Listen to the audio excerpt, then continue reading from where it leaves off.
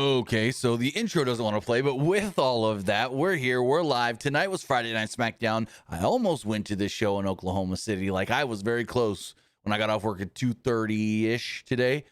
I just drive to OKC. It's only about a 2-hour drive, but I decided not to. Anyways, with that, this was a somewhat, I guess you would say, newsworthy show. I mean, we did get a big return.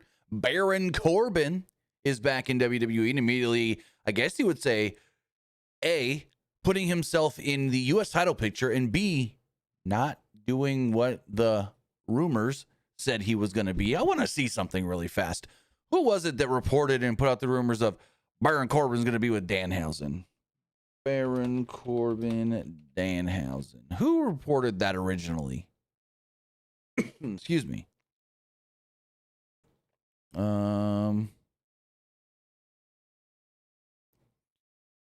Here it is. It was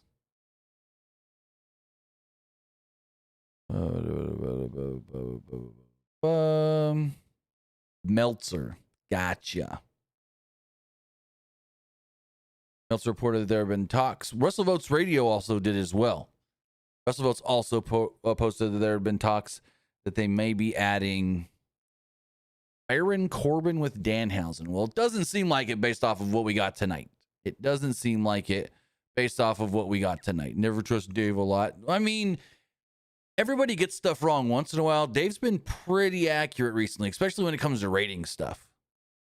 Like Dave's, I'll say right there, if you ever want to know anything about the ratings, you go to Dave Meltzer. Dave's on top of the ratings more than anybody. So that's one thing you can always go to Dave for, or ratings.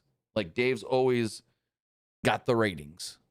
And Dave's pretty accurate for the most part. I mean, not everybody gets stuff right 100% of the time, but people get stuff wrong sometimes, and that's fine. But as far as tonight's show does go, pretty newsworthy show. They did officially announce Cody and CM Punk for SummerSlam. We got the Baron Corbin return. We really got that big beatdown at the end of the show with Gunther and Nick Aldis, which now, if you don't think they're going to Gunther versus Nick Aldis, you probably do now, because they basically told us tonight. Because I don't see them doing a whole, like, Nick Aldis picked someone to represent him thing. No, none of that. But we'll see where all this leads to. I mean, it's leading to SummerSlam. Yes, there's a Saturday Night's Main Event next week. We'll see what else we get for that show. What do we only have 2 matches announced for that show? Let me double check. We only have 2 matches announced for next week's Saturday Night's Main Event, I think. Let's go shows. Saturday Night's Main Event. Do they not have a page for it on the WWE website? Let's just do this. Saturday Night's Main Event, July 2026. It is so far, according to Wikipedia. Come on. So technically 3 matches, but I don't think the third one's going to happen because they announced in the main event segment CM Punk and Cody Rhodes versus Gunther and Sami Zayn. But I don't know if that's actually going to happen. It could, but I don't see it. I don't see it happening. Like I said, it could, but I don't see it. I don't see that tag match taking place. Also, Sammy's on a mental health break, apparently, after losing to CM Punk on Monday. Whatever that's going to be. And it doesn't sound like it's going to be that long if he was going to be putting a match for Saturday Night's Main Event. But knocking stuff over here. But with all of that, I want to say thank you for joining us here. Twitch.tv/PWU Unlimited, YouTube.com/Pro Wrestling Unlimited, and podcast services all around the globe like Stitcher, Spotify, Google Pod, Apple Pod, Anchor, iHeartRadio, and so much more. Remember, if you are watching live on Twitch, you can help us out a couple of different ways. You can either help us out by hitting that donate button down below or by donating Twitch bits in the live chat. Also, remember, you can help us out by subscribing to the channel one of two different ways. You can either subscribe with a tiered subscription or you can subscribe with Amazon Prime. Because remember, if you have Amazon Prime, then you have Prime Gaming. Prime Gaming gives you a lot of cool things like free games, free stuff for games, and you always get one free subscription to any Twitch channel you want to subscribe to throughout the month. And I greatly appreciate it if you did right here for Wrestling Unlimited. Also, remember, you can help us out over on YouTube with that subscribe button. Then we know we post new videos when we go live and when we post to the community tab. Also, remember to help us out by hitting the join button and becoming a channel member. Excuse me. As a channel member, you get access to our graphics tutorials early, graphics packages, your badge next to your name, emails and emojis, and so much more. Also, if you want to get your comment, question, or concern read live on the air, you can be just like Red Sox Freak, I want to say, in the YouTube chat, and donate a super chat to get your comment, question, or concern read live on the air. And finally, head over to the Epic Games Store. Head over to the Epic Games Store and buy something. They're buying a new game, they're buying an old game, you're claiming a free game or getting bucks for Rocket League, Fortnite, or Fall Guys. Use this code right here, PW Unlimited, at checkout, and you will be supporting us at no extra cost. Again, that is code PWU NLIMITED for all Epic Games and Epic Games Store purchases. Maybe you're getting something on Fortnite, whether that's on your PlayStation, your Xbox, your Switch, your phone, your computer, your TV that lets you play Fortnite, anything that lets you play Fortnite. Go to the shop. At the bottom of the shop is going to say, do you have a creator code? And you do. Again, it's PWU NLIMITED. With all of that, move a couple things around here so I can take notes like I usually do while we're doing this. And Smackdown from old OKC, Oklahoma City.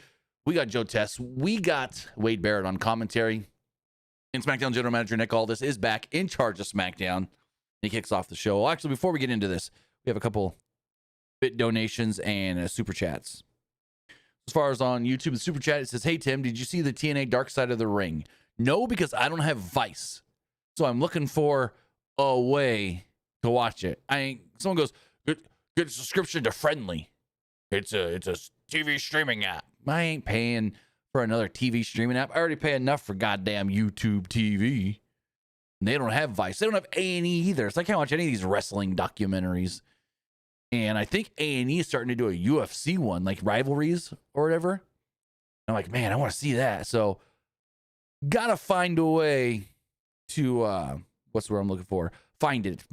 It might be on Daily Motion. That's how I've always watched it in the past. But as of yesterday, I hadn't found it on Daily Motion yet. So hopefully I can find it today or sometime this weekend. I heard good things about it. I basically know the whole episode because Dave Meltzer recapped the entire thing on Wednesday night's Wrestling Observer Radio, because Dave really thought it was pretty dang good. So YouTube TV some bullshit. Not really. YouTube TV is really good. There's just a couple stations they don't have that I would like them to have. About it. But I've had nothing but great experiences using YouTube TV. YouTube TV works fantastic on my phone, my computer, my TV, my projector over there, like on everything. So no, YouTube TV, yes, bullshit that they keep raising the price. They're up to like 80 something bucks. But it ain't bullshit as far as like what you get. You get a lot. Great on-demand library, unlimited DVR. You can't say that for a lot of the other ones like Xfinity and what's the AT&T one? Uverse, I want to say maybe. Yeah, like what's it called? Bro, you new here? Tim telling his viewers to pirate. You new here? I've made plenty of videos in the past on how to watch stuff for free. Like, come on, guy. Come on, guy. You got to be new here. But yeah, so I haven't seen it yet. I was planning on trying to figure out how to watch it this weekend because after listening to Meltzer's review of it, I was like, oh, this sounds like a pretty good episode of Dark Side. So, also Esports Gaming Rules over on Twitch. Thank you for the bit donation. He says Baron Corbin is back. Cody vs. Punk for SummerSlam, Minnesota. Alexa Bliss may have been injured. Well, storyline injured. Her arm bending like that. She's hypermobile, and so she can literally bend her arm all the way, like she did tonight, bend it all the way back on a split second whim. Like we've seen her do it before, and yeah, because she's hypermobile. Wonder if she's got EDS. I wouldn't know, but I wonder if she's got Ehlers-Danlos syndrome. That'd be something interesting to look into. Because actually, the healthcare company that I work for, we have an EDS specialist. And being able to bend your joints like that is a potential sign of EDS. Anyways, I'm not trying to diagnose her or anything, but yeah. Alexa bending her arm like that, that's something she's always been able to do. But it says Alexa's been injured. Nick Aldis got attacked by Gunther, but Cody saved Aldis off air because I don't know what the fuck happened with the timing of this show. And then he says we got maybe tag team Cody and Gunther, or Cody and Punk versus Gunther and Sammy. Maybe. Gunther never agreed to do the match. I don't know what's going on with that match. They said it, but it hasn't. Hold on. Let me see. If WWE social media posted it, then maybe it's right, official. But I haven't seen.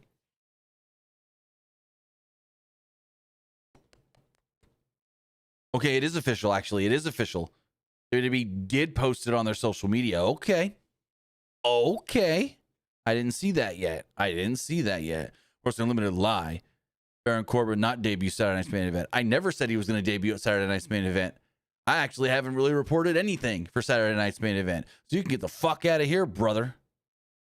Call me a liar for something I never, ever said. All I ever reported was Corbin's probably coming back. I never said anything about Saturday Night's Main Event. I challenge you to find where I said that and show it to me and prove me wrong that I actually said that. And if you can, I'll send you $1,000. If you can prove to me where I said Baron Corbin is going to return to Saturday Night's Main Event, I'll give you $1,000, $1,000 on the spot. If you could find that and send it to me where I said that. Because I know I didn't say that, you piece of shit. Anyways. Oh, there was a power slap tonight, huh? It says Mahabali Shira. What? I didn't know he was doing power slap. Knocked out Jake Hager. Holy shit. Was it Jake Hager's second power slap event? He won the first one. But oof.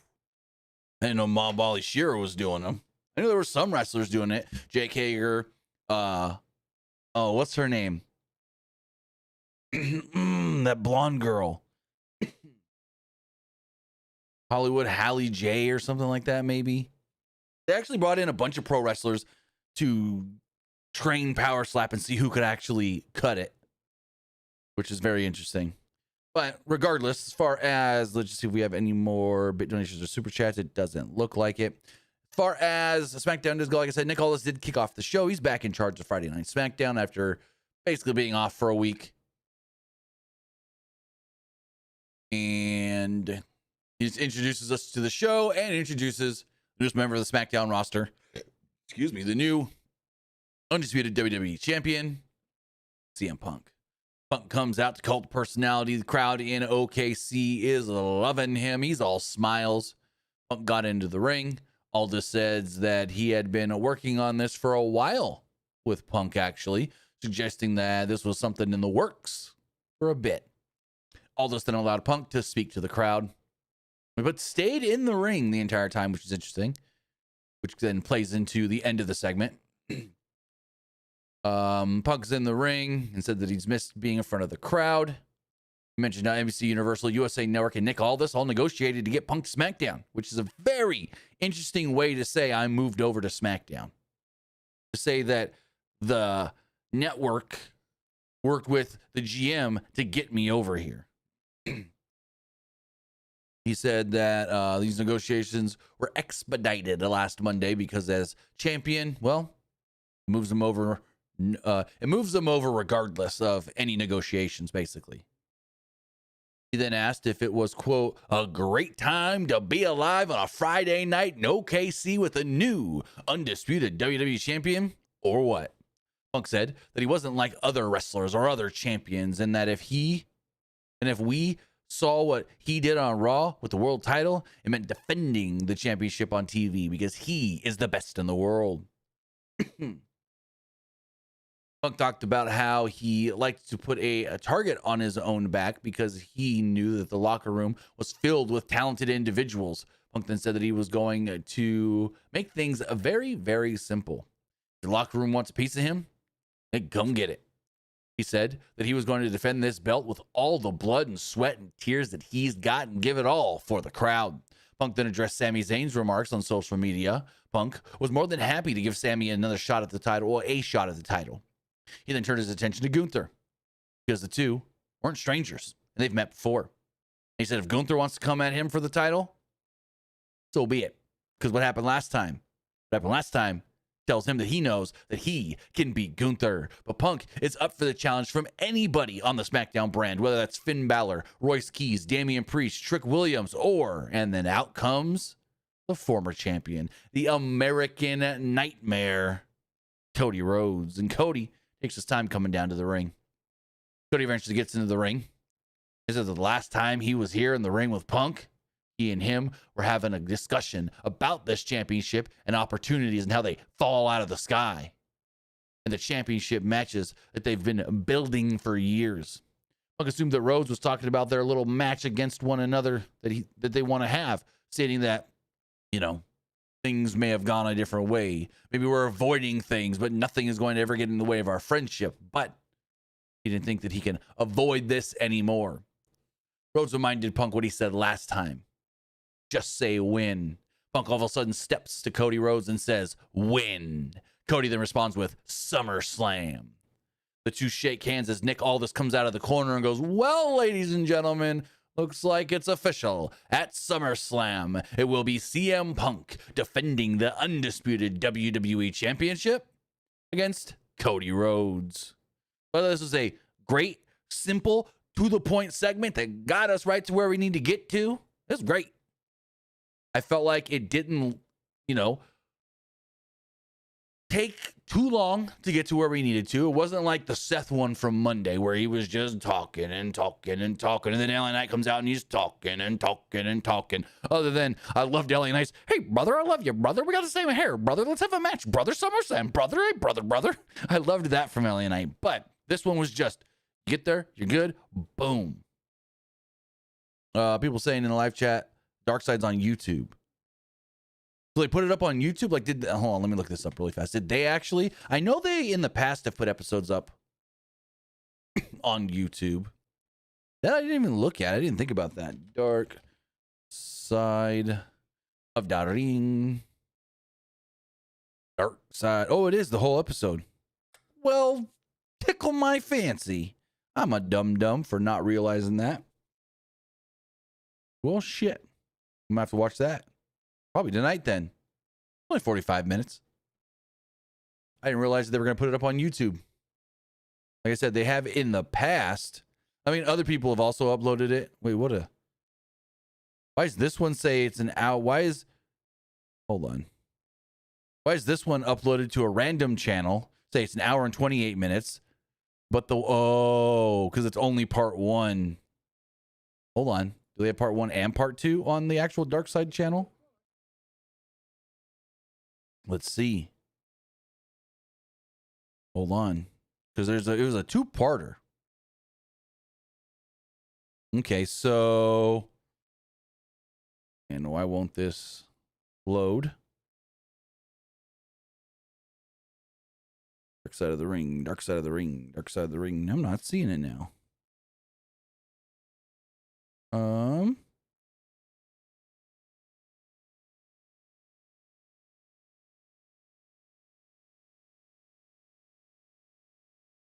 Looks like I'll have to find. Yeah, so it looks like the official Dark Side page,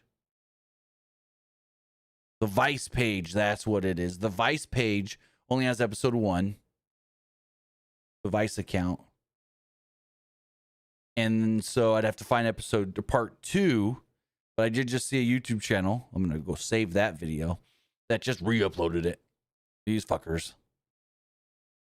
All right, hold on, guys. Let me save this so I can watch it later, and then we'll talk about it on Monday or something. Because it is a 2-parter. Save to watch later. Yeah.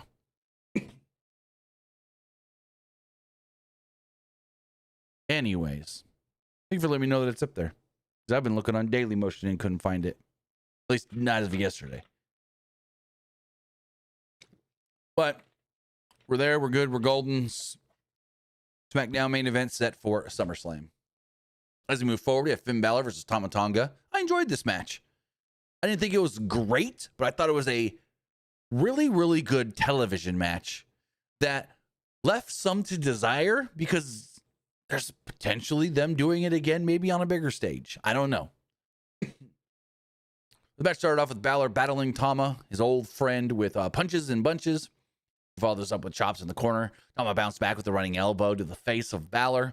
Then there was a sunset flip. He got countered into a basement dropkick by Balor. Tama got clotheslined out of the ring by Balor, who looked to go for a dive on the outside. However, Tama Tonga grabbed Balor's leg and kind of stopped them in his tracks. After a commercial break, Balor attempted to fight back as he avoided Tama's attacks and hit a Russian leg sweep. Balor got himself up and began to turn the tides with punches and punches to the face. Yeah, threw a couple forearms as well. One point, Tama taunted Balor and got him with a running splash in the corner.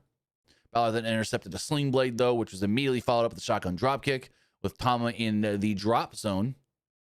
Tonga provided some distraction as Tama struck like an Australian osprey with the cutthroat, but didn't actually hit it as hard as Osprey usually does. Like, he's got his own version of the cutthroat. I forget what they call it.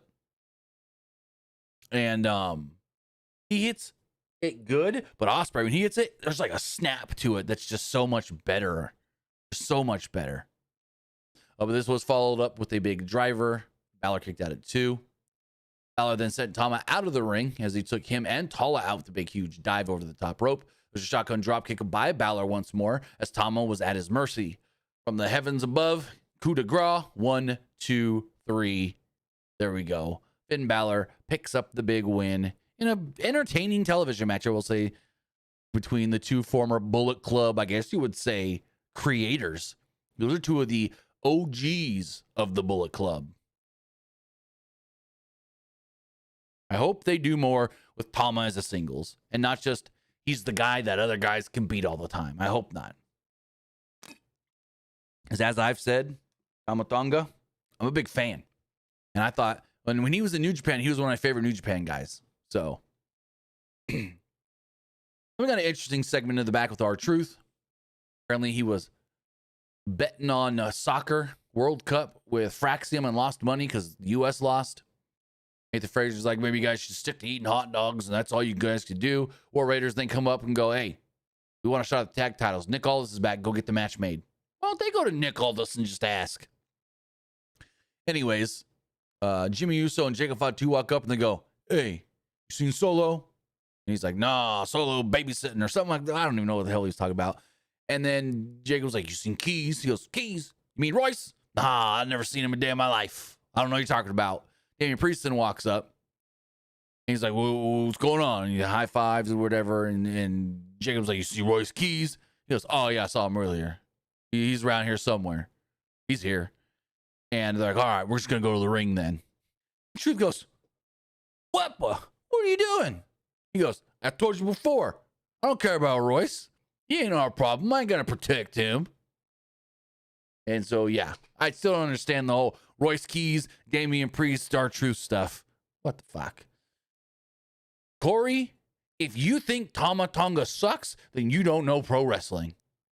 Then you don't know pro wrestling, my guy.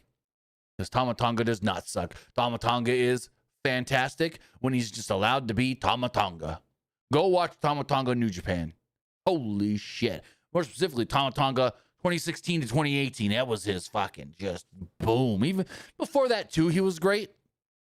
But go watch some like 2016, 2017 Tama Tonga G1, Tama Tonga when he kicked the Elite out of the Bullet Club. I was there that night. That was electric. Tama is fantastic.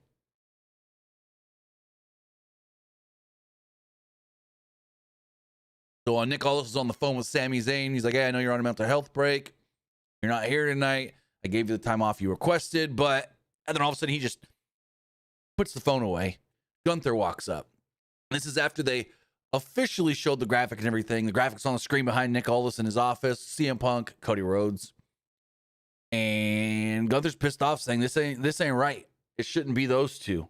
Make this right. Fix it. Give me a shot. I'm the ultimate championship contender, or whatever he called himself. And then he gave Nick Aldis an ultimatum. He said, by the end of the night, you make this right. Fix things. And Aldis said, he'd, quote, take it under consideration. Hell yeah, I like Blastoise. That's my guy in my game. Because I started with a Squirtle. If I would have started with the Bulbasaur, then I would love my Venusaur. If I started with Charmander, I'd love my Charizard. Guy, you don't know how fucking Pokemon works, do you? You build one up really big to then help build the rest. You build one up really big that you know is going to always just win. So you throw other people out there like your lower Pikachu. Quickly, after one move or less, swap them out. Throw your other guy in there that's super overpowered. And he levels everybody else up. You fucking don't know how this game works, guy. Playing this game for 30 years. You obviously don't know how to level up your Pokemon, my guy. You overpower one guy to then help level up the rest of them. You not see when we played on Wednesday, Pikachu grew like 5 levels. Pidgeotto grew like 3 or 4 levels, all because of my overpowered Blastoise. Come on, my guy. Come on. When you got 20 levels higher than your other, yeah, you OP one guy to help build up the rest of them. You fucking don't know what you're talking about then, my guy. I share my levels. You share your levels. Whatever. You don't know the what's the word I'm looking for? The good strats. You OP one to then build up the rest. So by the time you get to Final Four, they're all where they need to be in a timely manner. And you're not sitting here. Because here's the thing. You're probably one of those guys that sits here and squares up in the fucking grass, just trying to level everybody up, wasting time. That's not what you do. You OP one. So then when you get into your random battles with random people, when you can't not have to battle, then you use him to shift in, shift out, and build up. Come on, my guy. This is a 30-year-old strat.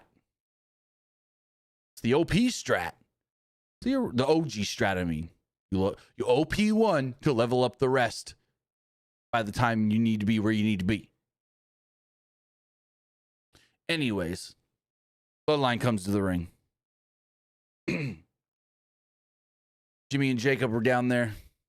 They want Solo. But instead, out comes Royce Keys. I don't know what it was. OKC did not care about Royce Keys. They were dead for Royce Keys. Had a mic in hand. Keys says, I don't look like Solo, but I got an issue with his name being mentioned last week and my name being thrown in and blah, blah, blah, blah, blah. Keys said that the Bloodline's family business was starting to affect everybody, especially him. He doesn't like that. Keep their business to themselves. Jimmy said that he and Fatu were running the OTC's business, to which Keys responded by stating, oh, Roman Reigns, who isn't even here? Fatu then interjected himself and said, hey, whoa, we've been tight forever. But don't mention my family. Don't mention the OTC. Don't make this what it doesn't need to be. Keys could say anything about anyone else except for Roman. Fatu then warned him, I don't want to, but if I have to, I'll do something. Keys responded that it didn't need to be like this, not like this at all. Jimmy then said the Keys ain't family. And Keys said, no, I'm not family. I'm more than family. Because me and Jacob, we go back. And we're more than just blood. Because we've got a bond that's thicker than blood. That's bigger than blood. Basically saying, hey, we grew up in this business together while you guys were off doing your thing, keeping Jacob away. That's kind of what he was saying. You guys kept Jacob out of here. Me and Jacob, We came up together in the Indies. We're both from the Bay Area. We know family between each other. We are family. We're loyal to one another. And I like that, especially because they did come up in this business together. They did start around the same time in the same area, Northern California, the Bay Area. So it all does make sense, especially if you know you know.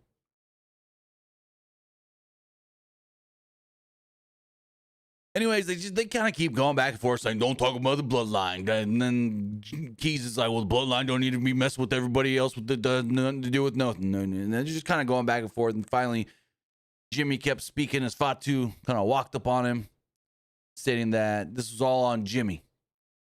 That meant that it was time for an apparent match. Maybe Jimmy and Keys could fight it out. But then Jimmy attempted to sneak attack Keys, but got clotheslined out of the ring for his troubles. And I guess, yeah, makeshift match that started during the break. It was whatever. It was whatever. They're not brothers at all. I didn't say they were brothers, but they're as close as family, is what we're saying, guy. Maybe if you'd listen.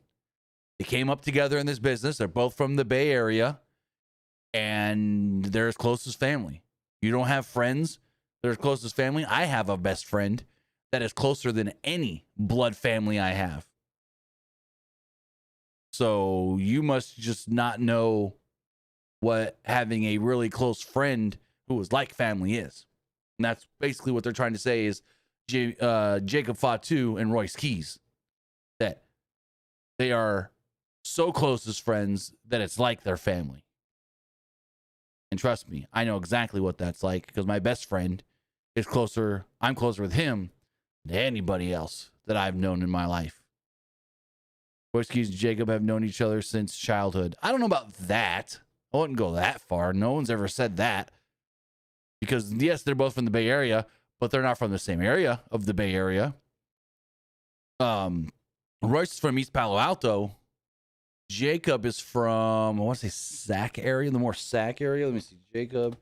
But he's a little more north. He's from, let's see. Yeah, Sacramento. That's what I thought.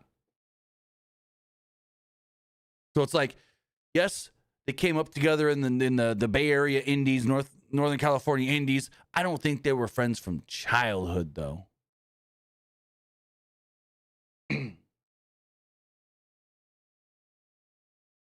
But moving forward, Royce Keys versus Jimmy Uso. This was just there. Nothing really to it.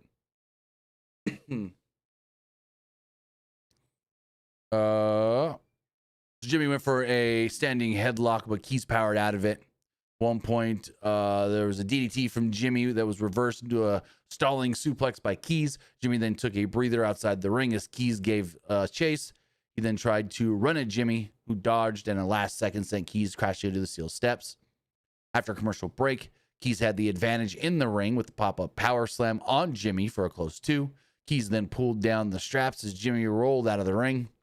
It didn't do much for him, though, as Keys grabbed him and dropped him for 2 World's Strongest Slams onto the top of the announce table. Keys then hoisted Jimmy up on his shoulders, but it was reversed, and he was pushed into the ring post. Jimmy then called for a timeout, but Solo Sikoa attacked him behind the referee's back, of course. Before Solo could finish him off, though, Jacob Fatu would run out and fight Solo off. In the ring, Jimmy then hit Keys with a spear. 1, 2, 3. What the fuck was this match?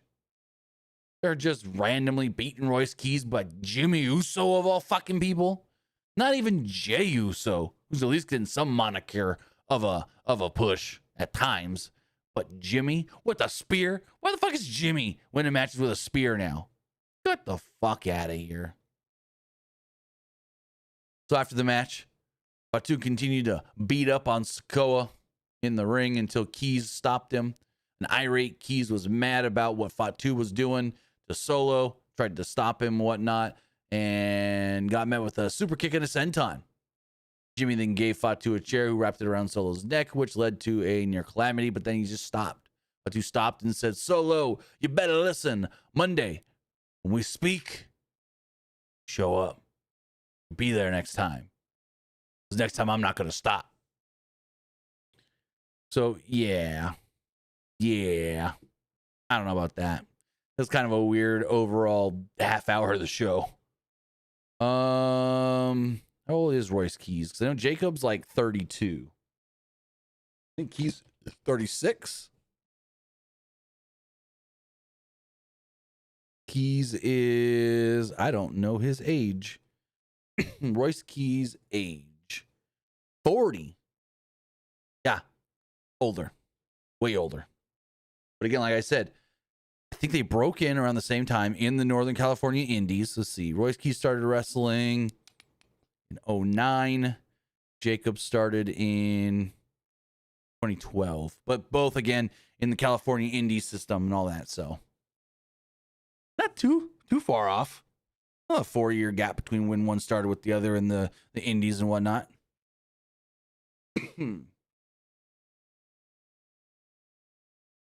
But moving forward here, they showed Sami Zayn's angry remarks from after Raw, one that they played on social media. CM Punk was then interviewed. During the interview, he was interrupted by Candice LeRae and Johnny Gargano. Johnny's still just laying there. Punk was like, hey, what the fuck is this guy doing? I love Johnny Wrestling. He needs to get back to being Johnny Wrestling. Candice, you need to get back to being you and get in the ring. Like, what are we doing here? Why are you guys acting like this? Punk says that he wasn't going to have it anymore. And they need to get back to their old ways because it ain't working for him. Punk left. He's met by Finn Balor, who then welcomed him to SmackDown. I still don't know what the hell they're doing with this Johnny Candice thing. Johnny's just laying there every week. It's so dumb. So dumb. So, they got Alexa Bliss versus Jade Cargill. Cargill, basically, it was weird. Early on in this match, she would like push Alexa away and then go over there and start talking shit to Charlotte. And then Alexa would like try to come in and attack her, and she'd like push her off again and go talk more shit to Charlotte. And then eventually Alexa got the advantage where Charlotte was just too much of a distraction, not trying to be a distraction. Like Charlotte was there at ringside for Alexa. But then Jade kept going over talking shit. And it wasn't that Charlotte was trying to get her attention, trying to distract her. It was Jade distracting herself with Charlotte. Anyways. Bliss eventually chopped down the legs of Jade Cargill and got her to her knees. Bliss then follows up with an attempted tilt-a-whirl head scissors. Cargill caught her with the backbreaker and took advantage. After a commercial break, Bliss did fight back and hit Cargill in the back, trapped her into the corner. There's another chop down of the knees to Cargill, and she was kind of like stunned in the corner at one point, but then eventually did a fight back and take the advantage. There was an attempted crossbody by Bliss, and she was caught by Cargill, but she reversed it into a Sister Abigail DDT. However, Cargill countered that instead. Charlotte then attacked Cargill from behind the referee's back as Bliss almost got the victory. The baddies then took out Charlotte at ringside, which led to a pump kick and a Jaded that defeated Alexa Bliss. But afterwards, the baddies jump in and they're starting to beat down Alexa 3-on-1. Charlotte jumps in and tries to make the save, but 3-on-2 is too much. They then grab Charlotte and the baddies hold her in the corner while Jade she was given a chair by Michin. She wraps it around the arm of Alexa. She bends the arm back and then snaps the arm as they make Charlotte watch in the corner. They then leave. Charlotte goes to check on Alexa. She's yelling for help, and they basically want you to think that Alexa's arm's broken, bent completely the opposite way it's supposed to. But if you know, you know. She's hypermobile, and she can bend her arm all the way back the opposite direction, like her elbow comes out this way on a whim. We go to the back. Trick Williams is looking for his belt. Yanni's like, hey, don't worry. I got your belt. I had management make you a new one, a legacy title, and it's all furry like his coat. Go, whatever. Now we got a couple more bit donations from Esports Gaming Rules. He says, I'll be watching Conor McGregor return to UFC, then watch New Japan G1 Climax 36 in Chicago on demand on New Japan World. My pick to win G1 36 is Yoda Suji. I have to look and see who's in the G1 this year. I haven't seen what the whole field is. Suji's not a bad choice, but I want to see again who's all in it. And yes, I will be watching that McGregor fight tomorrow. A faux show.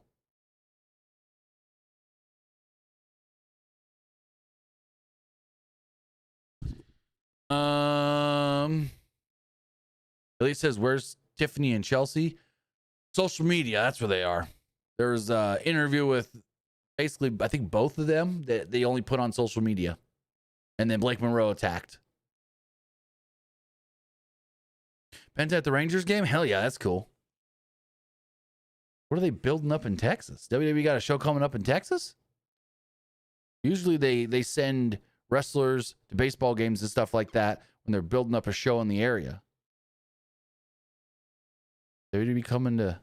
Wait, is this week in Dallas Monday? Is Raw in Dallas? That might be what it is. I think Raw's in Dallas. Hold on. Yeah, Raw's in Dallas on Monday. That's why. That makes sense. Also, we got house shows this weekend. One in La Cruces, New Mexico, one in Albuquerque, New Mexico. Got that house show loop coming back for a little bit. We do have some house shows coming up. Oh, man. Too bad I'm not back in California. They got Bakersfield house show. We were just here, Oklahoma. Like, they were just here in Tulsa for Smackdown a couple weeks ago, maybe a month or so ago that I went to. Then they were here tonight, Oklahoma City. I don't see them coming back to Oklahoma anytime soon, but next weekend, I think I'm going to that first ever GCW show in the state of Oklahoma. That's the plan. Go to that GCW Oklahoma show. They're calling it Tussle in Tulsa, even though technically it's not in Tulsa, it's in Broken Arrow, but it's the same thing.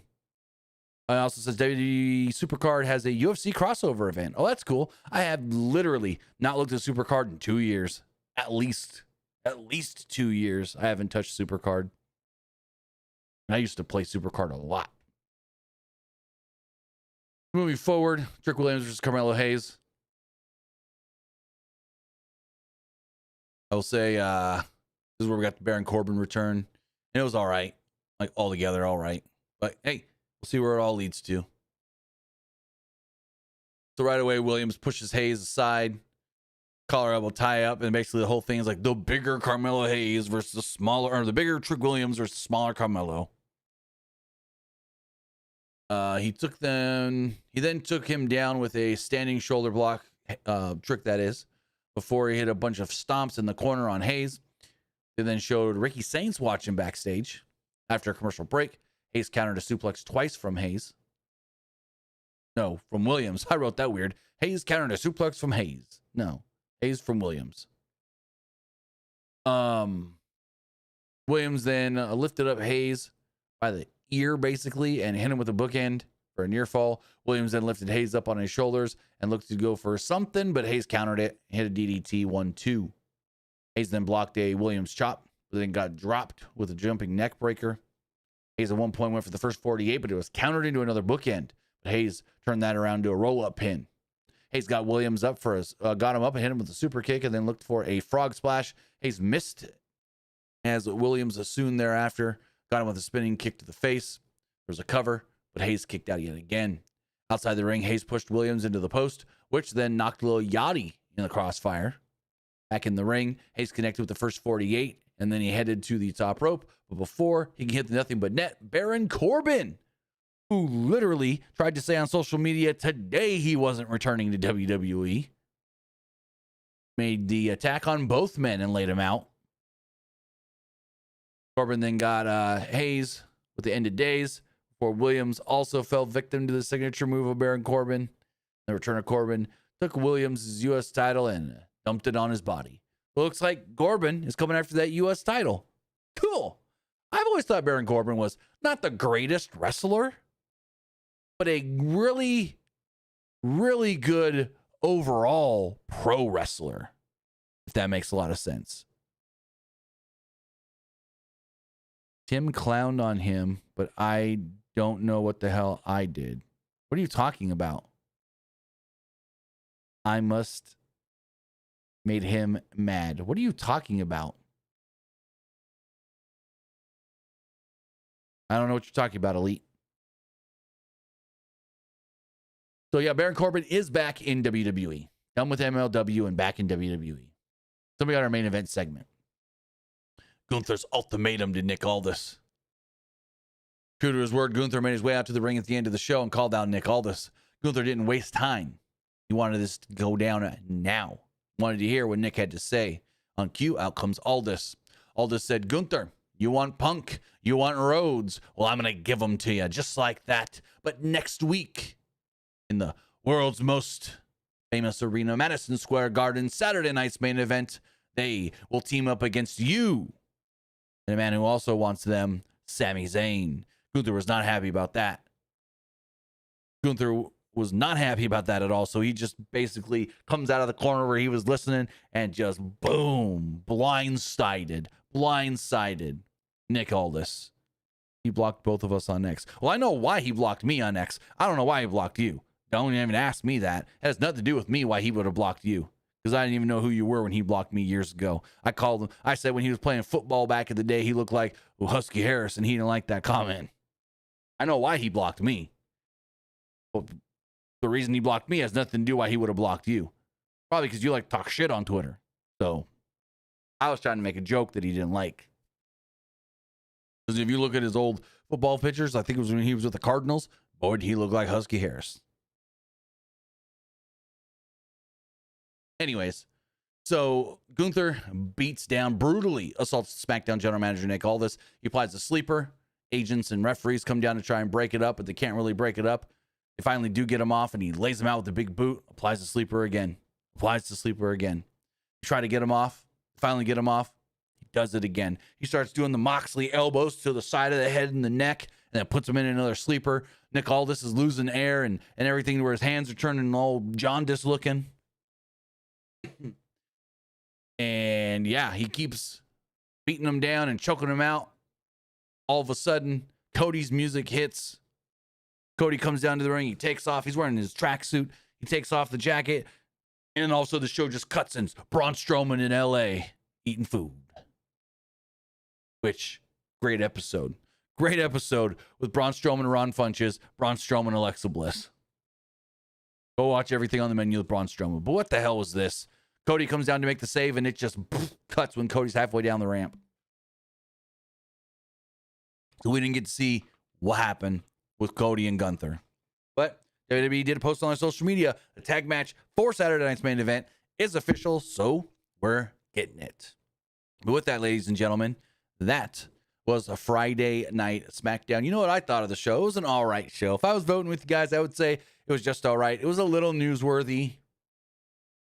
But we'll have to wait and see exactly where this leads to for SummerSlam in just a couple of weeks. But as far as the polls do go, and what you guys thought of tonight's Friday night SmackDown, looking at the Threads poll here, 63% liked the show, 22% thought it was just all right, and 15% didn't like it.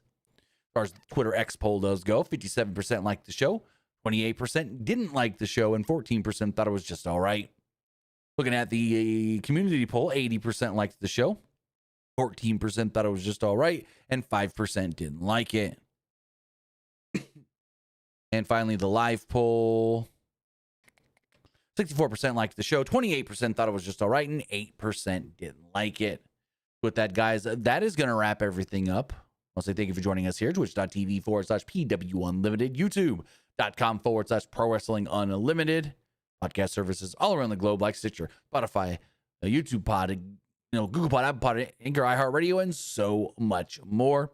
I don't know if it's going to be tomorrow or Sunday. I want to do a Power World stream because Power World's out with 1.0. And we played a lot of Power World when it was in early access, like way early access. And so I want to jump back in and check out what's new. Maybe get John to jump in with me, and maybe you'll see you tomorrow night. Maybe I'll see you Sunday night. But one of these nights, I want to jump into some Power World. So we might do a Power World stream this weekend. I'll let you guys know. We'll have some fun. And I'll sure see you on Monday for Monday Night Raw. Have a good one, guys.